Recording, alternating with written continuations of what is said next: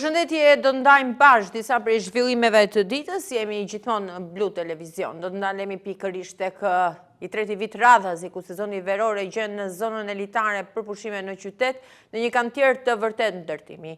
Prej 5 qershori deri në shtatori, gjithë Bregdeti do të vijojë si një kantier i hapur ndërtimi duke penguar sektorin e turizmit dhe 10 biznese që funksionojnë në të.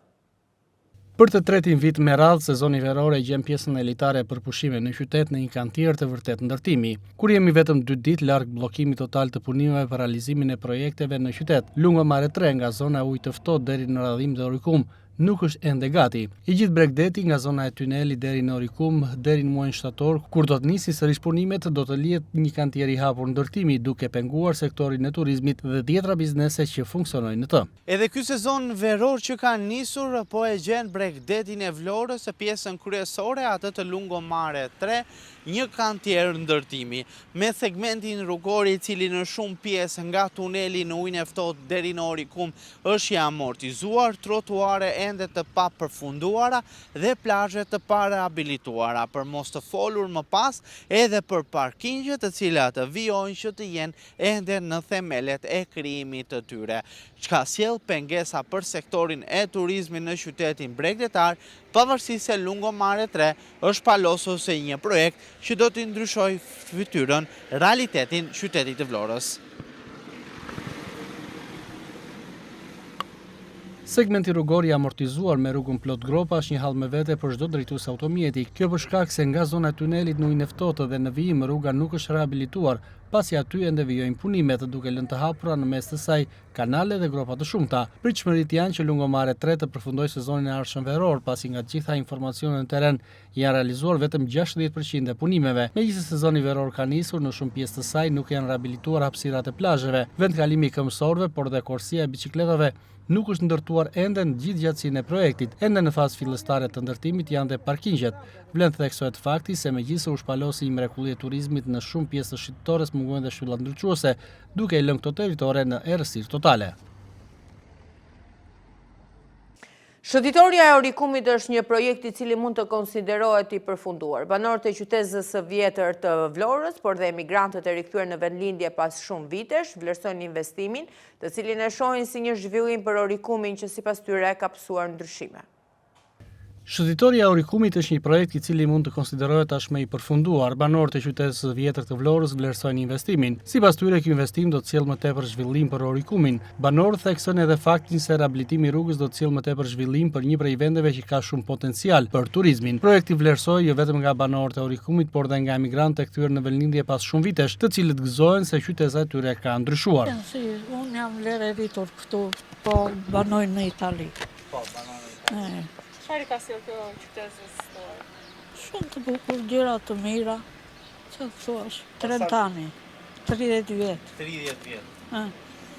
E ka ndryshe Orikumi? Po si ora? Ka ndryshuar shumë. Shumë ka ndryshuar. Shumë ka ndryshuar në vendlindje. Takuam mi që shok plot. Edhe jemi të gëzuar e të kënaqur që ka ndryshuar. Çfarë ka ndryshuar? Në shumë gjëra ka ndryshuar, në infrastrukturë, pallate, njerëzit, dihet që ka edhe zhvillim, ka të gjitha të mirat. Tani njerëzit puna është që të punojnë me mundin dhe djersën e tyre. Çfarë të pëlqen më tepër në këtë projektin e bulevardit të Orikumit? Shumë bukur, para ishin qik mashu, tani është bërë. Tani e kanë bërë shumë bukur, sidomos rrugën e Bregdetit andej e kanë bërë shumë të bukur. Shëndetore shumë e bukur. Jetohet në Orikum? Jetohet. Do rikthehesh sërish? Neve jemi ngull atje, nuk mund të kthehemi se s'kemi në ato, po. Po e sugjeronte të tjerës Orikum? Po, patjetër, ja takojmë miqë, shokë të vjetër, veteran, të rinj, djemë të tyre, fëmijët e tyre, po i shikojmë që janë të gjallëruar, do me thënë, bëjmë punën e tyre, janë. Mirë. Po pëse s'na pëlqej? Gjë e mirë si. Pse të mos na pëlqej? Kur është një gjë e mirë, apo jo? Po ke sy në ballë, po ke mendje, do thuash të vërtetë. Patjetër. Çfarë do sjellin në Orikum? Do sjellin zhvillim? Patjetër do sjellin. Po të bëhet dhe lulishja Lungomare andaj, do ketë zhvillim, do ketë dyndje, do ketë shumë turistë, do ketë mirëqenie. Shet e ky projekt ndonjë anomali, ndonjë problem që të vret syrin, apo është çdo gjë okay? Mua më duket mirë, nuk e di. Shi vërtetja mund të ketë, se i cili ka mendimet e tija. Do të nikojnë në turizmin e Orikumit? Patjetër. Patjetër. Zhvillim është kjo. Prisni më shumë turistë të vit apo? Po, sigurisht. Shpresojmë. Po dhe s'ka mbaruar e tëra, po mirë, na duket. Do të cilë zhvillim në Tani varet nga xhepi që kanë njerëzit. Po të bëhet mirë të vinë, nëse të vinë, do t'jeni të kënaqur. Por pavarësisht se pranohet zhvillimi dhe investimi modern, qytetarët e Orikumit shohin aty edhe anomali.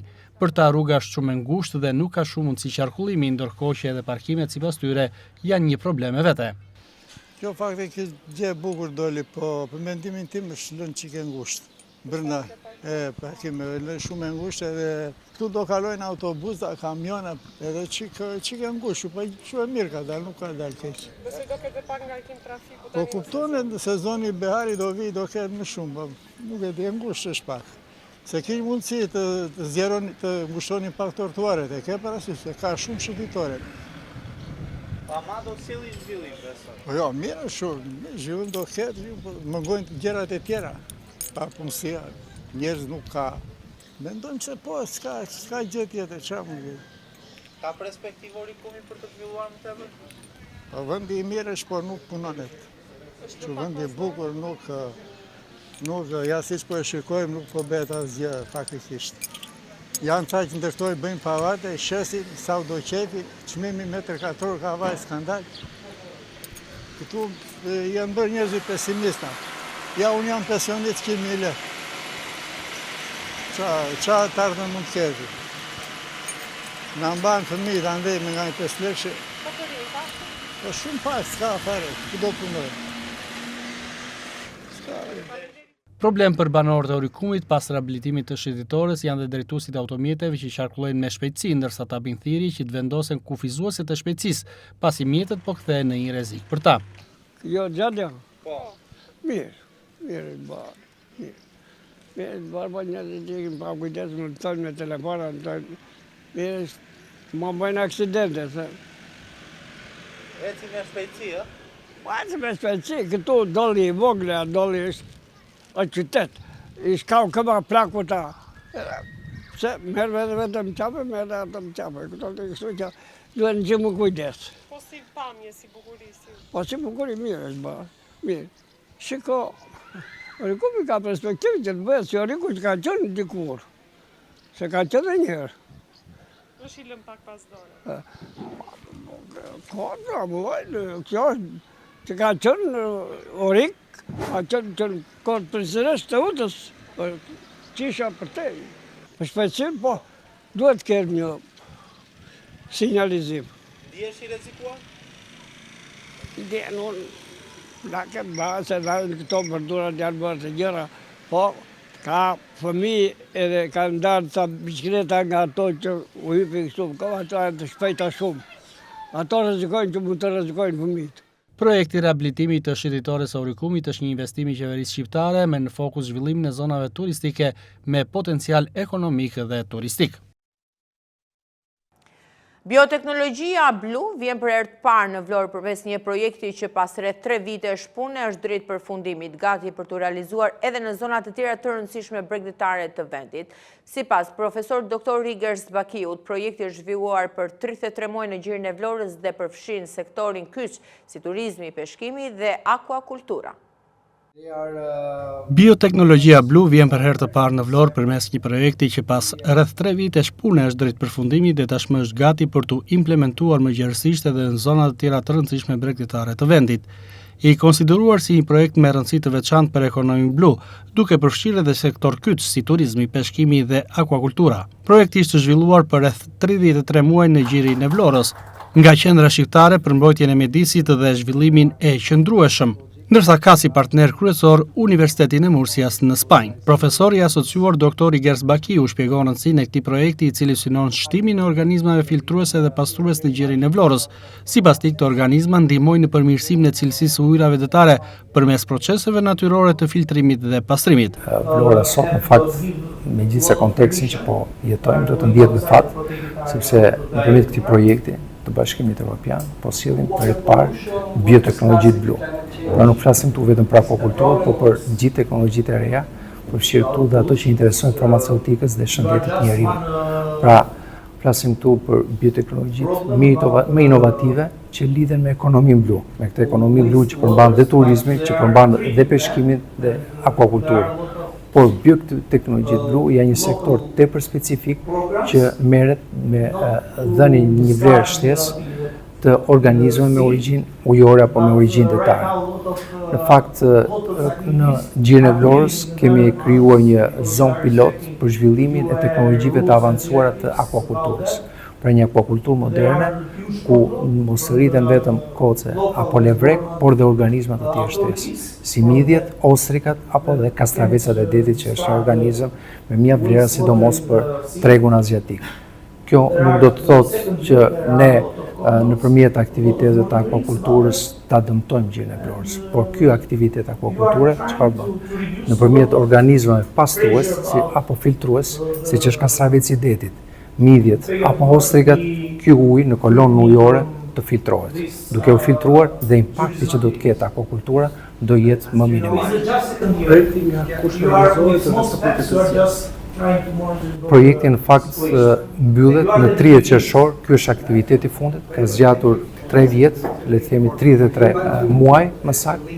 Është një projekt që udhëhiqet dhe ka partner lider Universitetin e Murcias në Spanjë, por ne jemi ndër partnerët që vim nga vende kandidat, jemi i vetmi dhe jam krenar për këtë sepse ne ndryshe nga partnerët tanë për shembull që ka patur mjaft probleme, si Slovenia apo Italia, ne kemi arritur që zonën pilote ta vëmë në punë dhe të jetë aktualisht funksionale. Pra për këtë duhet ndihemi krenar dhe mos ta shohim përherë Shqipërinë si një vend që ka ngelur kandidat, pra ka dhe iniciativa të tilla që ne ndonjëherë dhe ja u kalojmë atyre vendeve të BE-s, në të tilla projekte. Profesori i asociuar doktor Gers Bakiu konfirmon se pas datës 30 qershor teknologjia zhvilluar në kuadër të këtij projekti në Gjirin e Vlorës do të transferohet edhe në zonat e tjera bregdetare, me prioritet edhe me potencial të lartë turistik, qoftë edhe në vendet fqinje, siç është Malizia apo dhe Kroacia. Pavarësisht disa sfidave të vogla siç thekson ai, gjatë zbatimit projekti vlerësohet si një nismë me ndikim të rëndësishëm për zhvillimin e qëndrueshëm të zonave bregdetare. Do të vazhdojmë me transferimin, presim që kjo teknologji të transferohet në vende të tjera që po merren tashmë shembull, në vende për turizmin, siç është Malizi, pra këtë teknologji që ne zhvilluam në Gjirin e Vlorës do ta transferojmë diku tjetër, në një vend fqinj që mund të jetë dhe Malizia apo dhe Kroacia. Në nivelin e fundit, si do ta vlerësoni këtë projekt në 3 vjet që është zhvilluar në Gjirin e Vlorës?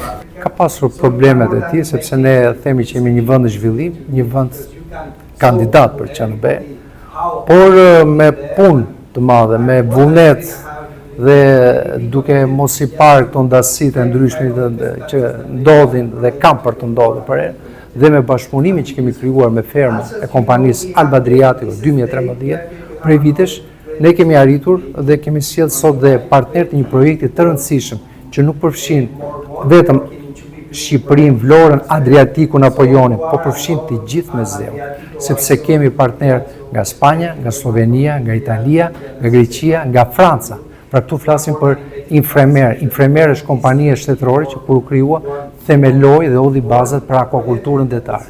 Pra dhe Infremeri ka ardhur këtu sot dhe Poliket dhe Polmer, ku Polmer le të themi është një ndër kompani që tashmë merret me kërkime në fushën e energjisë bërthamore, pra me krijimin e motorëve, me përmbajtje bërthamore për nëndecet dhe për anijet. Ndërkohë edhe përfaqësues të projektit apo edhe përfaqësues të Universitetit të Murcias në Spanjë, të cilët e kanë ndjekur nga afër zbatimin e këtij projekti, kanë shprehur vlerësimet e tyre për rezultatet e arritura dhe rëndësinë e implementimit të kësaj teknologjie. To be in your country and knowing all your work that you are doing here. So congratulations because Riga and Ili we're working very well. Unë duhet ju falenderoj të gjithëve për punën e kryer për gati 3 vjet këtu. In this final event and steering committee meeting.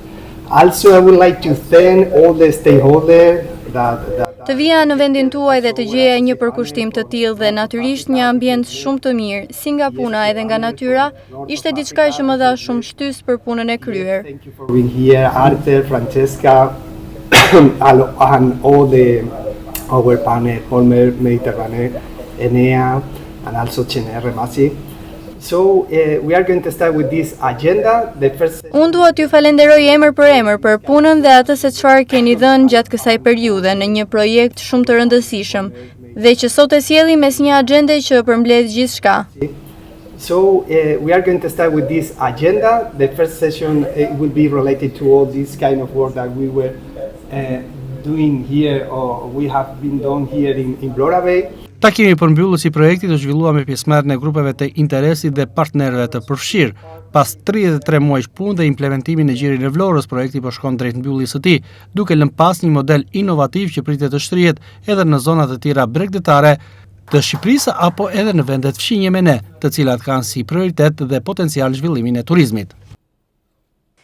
Në njësitë administrative të Bashkisë Gjirokastër po punohet për pastrimin e kanaleve vaditëse në mënyrë që fermerëve t'u garantohen shërbimet për kulturat e mbjella. Sipas specialistit Tomar Sheu, deri më tani janë pastruar më shumë se 63 kilometër kanale vaditëse, të cilat do të çojnë ujë për fermerët në më shumë se 500 hektar tokë bujqësore të mbjellë me jonç dhe dritra. Në njësitë administrative të Bashkisë Gjirokastër po vijnë puna për pastrimin e kanaleve vaditëse në mënyrë që fermerëve t'u garantohen shërbimet për kulturat që ata kanë mbjellë. Deri tani nga strukturat e bashkisë janë pastruar më tepër se 63 kilometra kanale vaditëse, të cilët do të çojnë ujë për fermerët në më tepër se 500 hektar tokë bujqësore të mbjellë kryesisht me jonç dhe dritra, sipas specialistit Tomar Sheu. Puna është fokusuar tërësisht tek pastrimi i kanaleve vaditës. Aktualisht jemi në fundin e pastrimit kanale vaditës, gjithçka është në eficiencë të plot, pasi sezoni i vaditjes tashmë është në fillimet e tij, në hapat e tij të para dhe ne jemi përqendruar për një mbarvajtje sa më të mirë të këtij sezoni. Jemi duke punuar në njësinë administrative të Cepos dhe në njësinë administrative të Lunxhurisë me 2 mjetet e rënda, pra me 2 skerpat që kemi ne në dispozicion, siç thash për të shkuar me sukses drejt një sezoni sa më të mirë vaditës. Aktualisht janë pastruar 61.2 km kanale vaditëse, të cilët me punës tonë të mjeteve të Agjencisë Bujqësisë së Pyjeve, Ujitjes dhe Kullimit, ashtu dhe të punojësve të ndërmarrjes së shërbimeve komunale, është bërë mundur pastrimi i këtyre kanaleve në masën 100%, pra siç thash, në 63.1 km kanal. Zona problematike janë shqetësime të vogla, këto të cilat më tepër vijnë edhe nga mos kujdesi dhe mos mirëmbajtja e vetë fermerëve të qastrave të vaditjes, por ne gjithmonë kemi qenë në kohë rend, edhe kur ka patur deçarje dhe rrëshqitje të masive ku kanalet vaditëse kalojnë në terene të thepisura. Janë rreth 680 fermerë që merren me kultivimin e kulturave të ndryshme bujqësore, të cilët kërkojnë në kohë dhe në momentin e dur ujin, për pasi dihet që uji është mjeti më jetik për një mbarvajtje sa më të mirë të prodhimeve bujqësore. Janë rreth 700 fermerë në të gjithë territorin e Bashkisë Gjirokastër që do të përfitojnë nga këto ndërhyrje në kanalet vaditëse. Sipas tyre, një ndërhyrje cilësore do të ndikojë drejt për drejt në rritjen e rendimentit të tokave të tyre. Banorët të Frakullës në Bashkinë Fier kërkojnë zgjidhje për një situatë që sipas tyre është e përsëritur. Bëhet fjalë për djegjen e mbeturinave të plastikës në anë të rrugës nga persona që janë të angazhuar me mbledhjen dhe përpunimin e mbetjeve urbane për riciklim. Rrjetet e tymit janë kthyer në shqetësime për banorët të zonës. Një katastrofë mjedisore e përsëritur është kthyer në makthin më të madh të banorëve të Frakullës së Madhe në Bashkinë Fier. Rreth 20 familje të komunitetit rom të angazhuar në mbledhjen dhe përpunimin e mbetjeve urbane për riciklim pasi grumbullojnë kryesisht plastikën dhe metalet për t'i shitur. Pjesën e mbetur të mbetjeve e grumbullojnë në anë të rrugës duke u vënë flakën. Rrjetet e dendura të tymit janë kthyer në një shqetësim të madh për banorët e zonës, të cilët në kulmin e indinjatës pohojnë se tymi i dendur që përhapet në gjithë zonën po u krijon probleme shëndetësore. Jemi ankuar shpesh herë, thon ata, por situata vijon të mbetet e pandryshueshme. Frakullës së Madhe. Jemi autokton në këtë zonë këtu. Ky shtet ne na ka dënuar me vdekje, se gjithaj tym, gjithaj pislek, jesha ty me fjallë, digjet të neve kemi një gjak karbon, të bësh analizet për kësi lajës të me fjallë janë të tërë me karbon gjak, po na merë me qafë.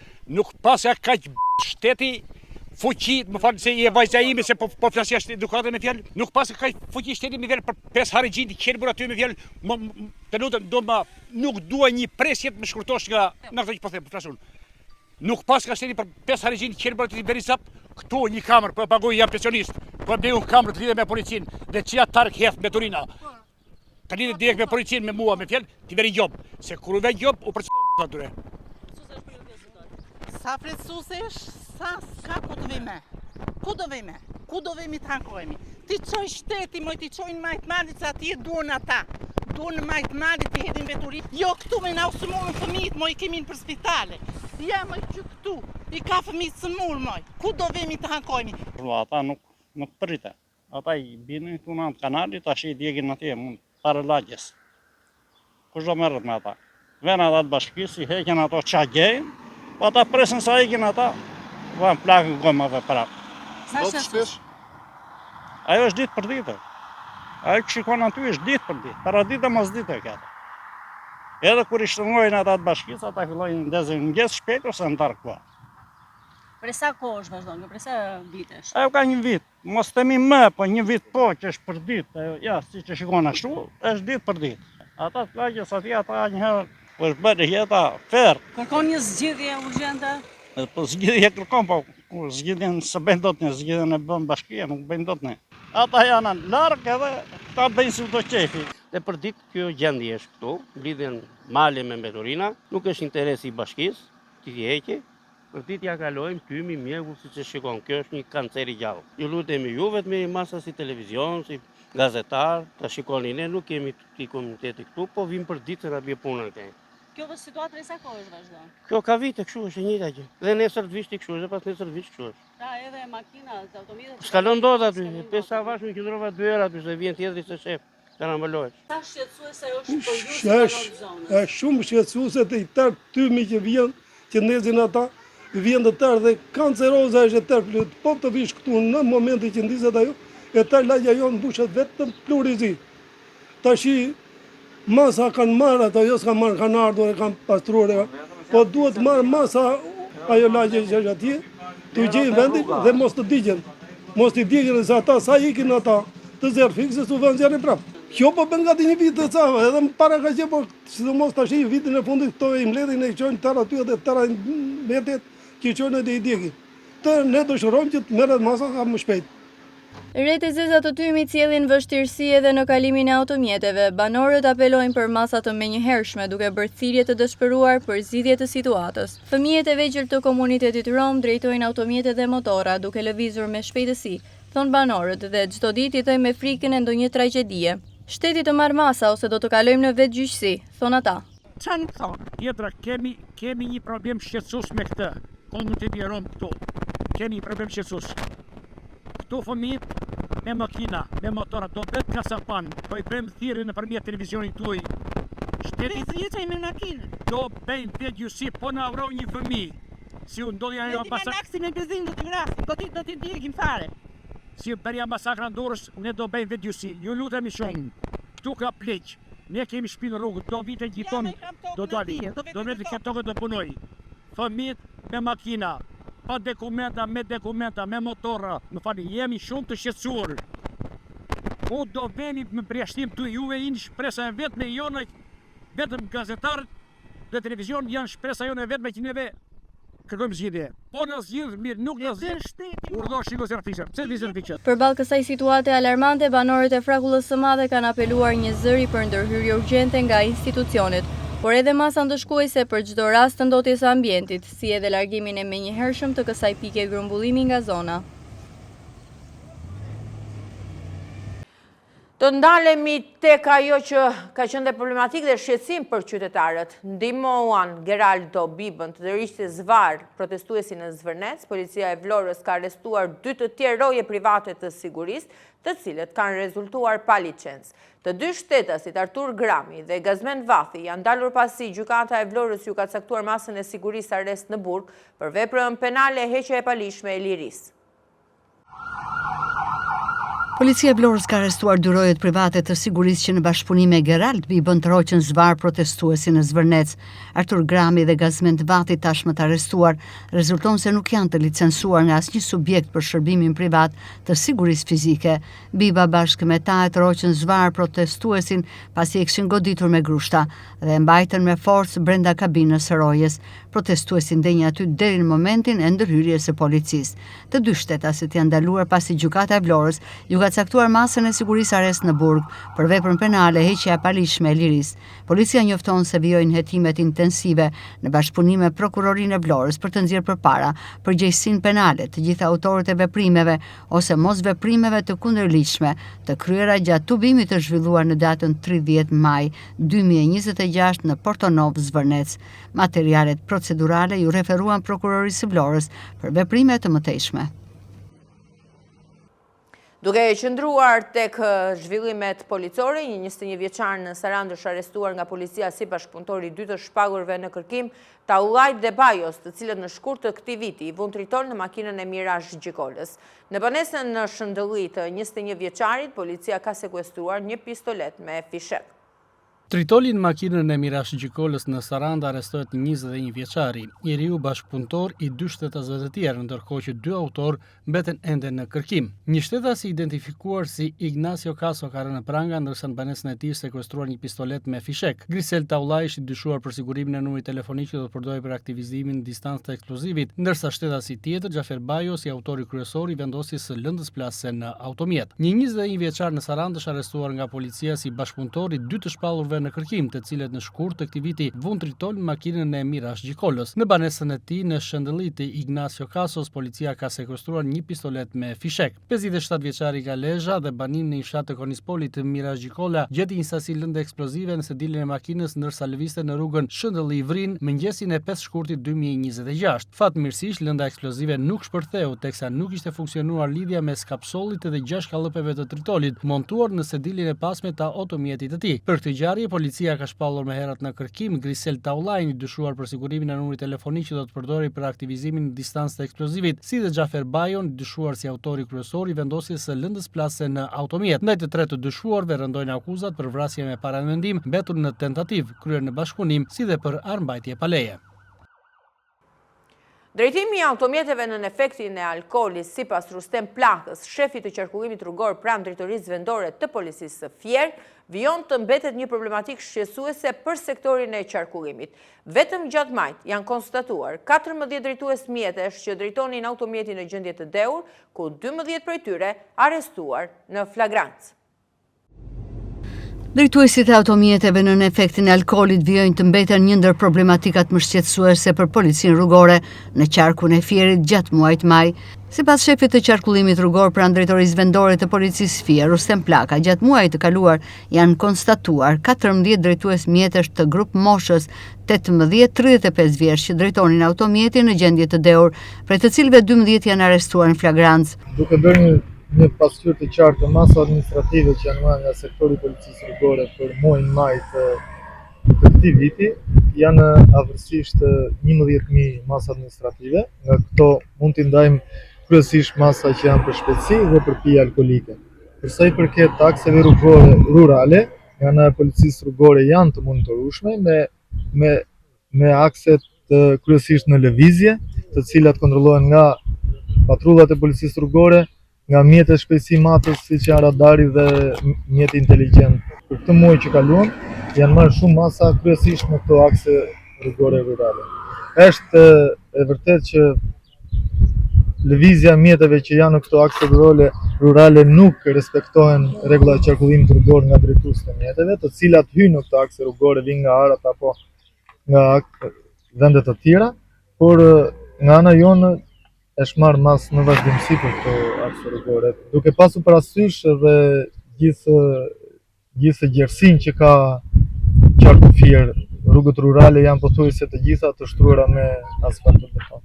Në kuadër të masave administrative, vetëm gjatë muajit maj janë vendosur 69 masa ndaj drejtuesve të mjeteve që janë konstatuar në ndikimin e alkoolit sipas Plakës. Sa është numri i të kapurve në timon në gjendje të dehur dhe cila është grup mosha? Gjatë muajit maj, nga ana e sektorit policisë rrugore janë kapur 14 drejtues mjetesh që drejtojnë mjetin në gjendje të dehur, 12 prej tyre janë arrestuar në flagrancë ndërsa 2 janë ndjekur në gjendje të lirë. Grup moshat variojnë nga 18 deri në 35 vjeç. Shefi i qarkullimit ka pohuar gjithashtu se përballë kësaj situate, Departamenti i Sigurisë Publike ka hartuar një plan operacional 3 ditor për goditjen dhe parandalimin e drejtimit të automjeteve në gjendje të dehur, i cili ka sjellë dhe rezultate pozitive në terren.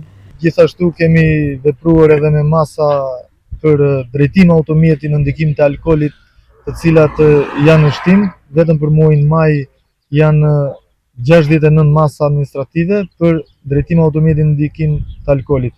Duke pas parasysh shkelje dhe si shkelje rrugore, shkelje është në shtim nga ana e Departamentit për Sigurinë Publike, është përpiluar dhe një plan operacional 3 ditor për parandalimin dhe goditjen e drejtuesve të mjeteve që drejtojnë mjetin në gjendje të dehur apo në ndikimin e alkoolit, ku ka pasur dhe rezultate pozitive. Ndërkohë policia rrugore thekson se problem mbeten rrugët rurale ku shpesh nuk respektohen rregullat e qarkullimit rrugor. Vetëm gjatë muajit maj janë vendosur rreth 11.000 masa administrative, kryesisht për shpejtësi te normave të lejuara dhe drejtim mjeti në ndikimin e alkoolit. Sipas tendencave të turizmit ndërkombëtar, Shqipëria renditen ndër destinacionet më të kërkuara për vitin e ardhshëm, duke tërhequr vëmendjen e turistëve nga gjithë bota. Të renditura Ajmara, Saranda dhe Vlora, ndërsa interes në rritje kanë qenë dhe zonat e Boshit dhe Qeparos.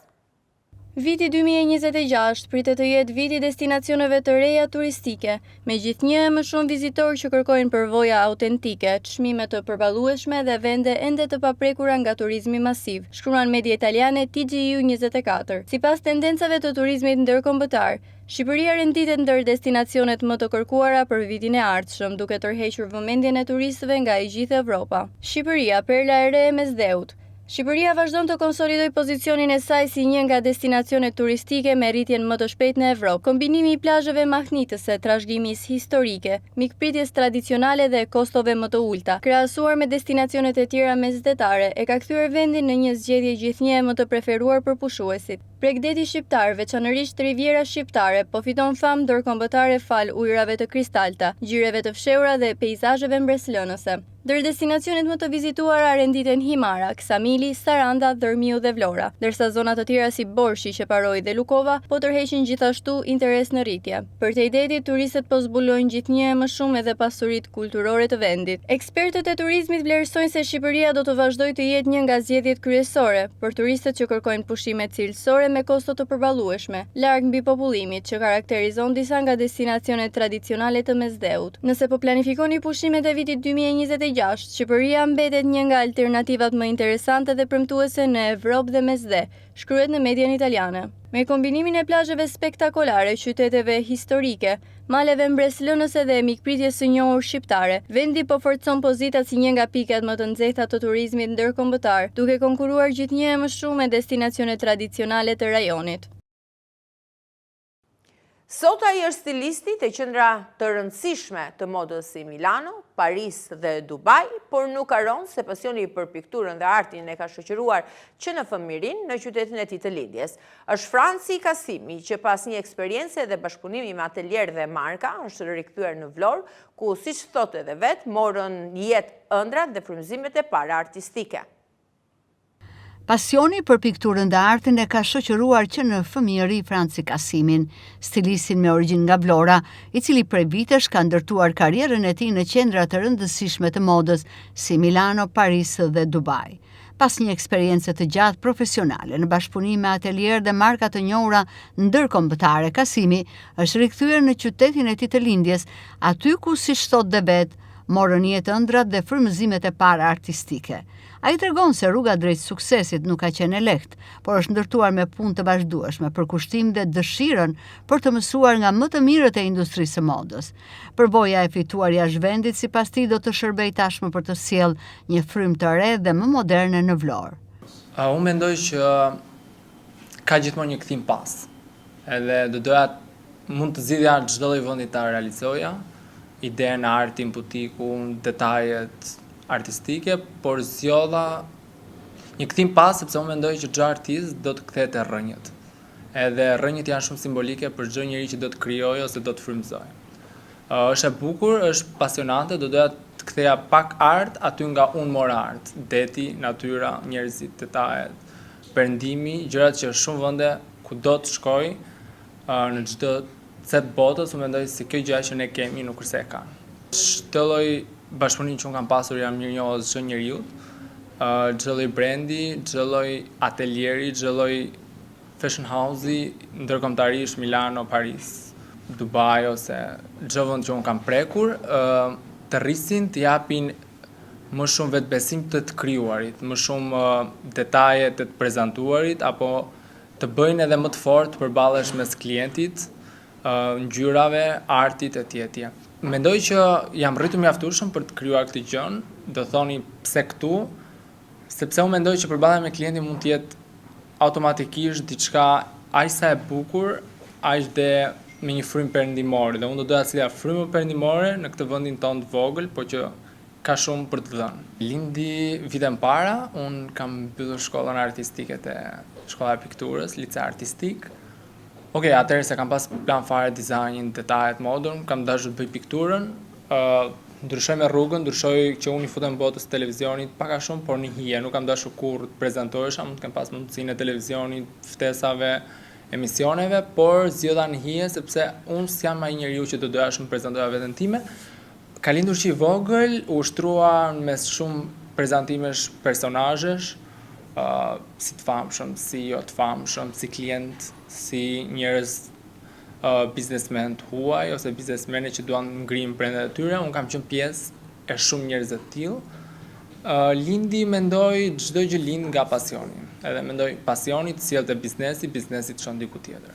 Kasimi shpreh se synimi i tij është të ndërthurë elegancën dhe standardet perëndimore me identitetin dhe kulturën shqiptare, duke krijuar veshje unike dhe të personalizuara.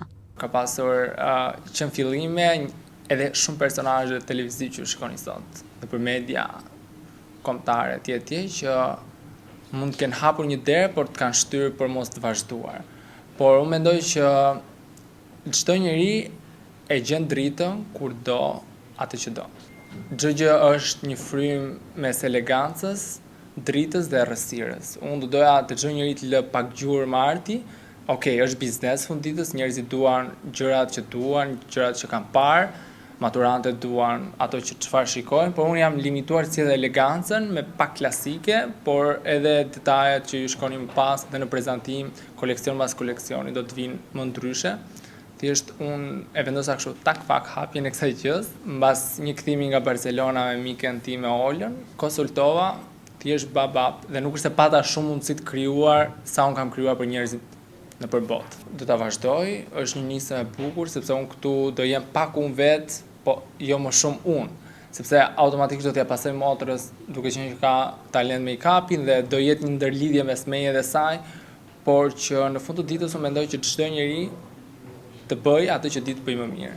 Ta sjelli arti në biznes, biznesi në art. Gjë që shumë brenda tjera nuk e kanë, unë mendoj që është pak fare më plus për mua, është unë do kem përballje me klientin direkt nga dizajni në krijim. Edhe duke qenë që ata do ta shikojnë nga një skicë normale, të realizuar në realitet, të marrat në masat e trupit, krijuarit në atelier, më punoj me atelier në Kosovë dhe jashtë Florës. Gjithashtu këtu do bëjmë prova, do vi veshja, do kenë një përballje mes elegancës tu, do vinë ta shijojnë studion pak më ndryshe nga studiet e tjera. Do doja të sjellja një koncept artistik si në Paris. Jam frymëzuar në andej, po të shkoni dhe detaje rreth e rrotull.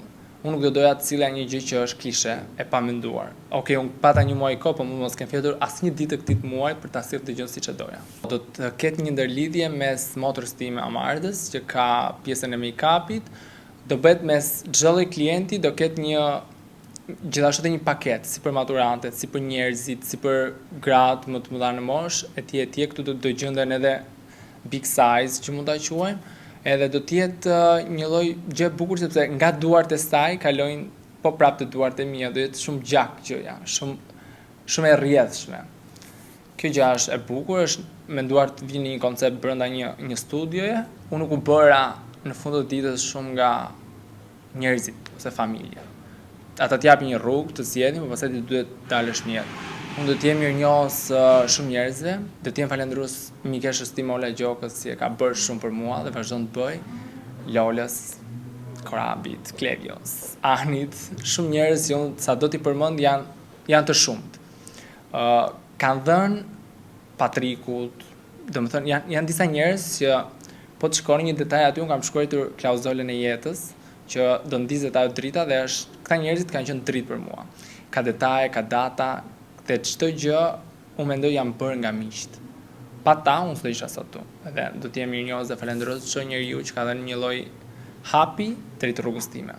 Tashmë stilisti Vlonjat ka hapur studion e tij në Vlorë, ku çdo veshje realizohet duke nisur nga ideja dhe skica fillestare, për të vijuar më pas me përzgjedhjen e materialeve, qepjen dhe përfundimin e produktit final.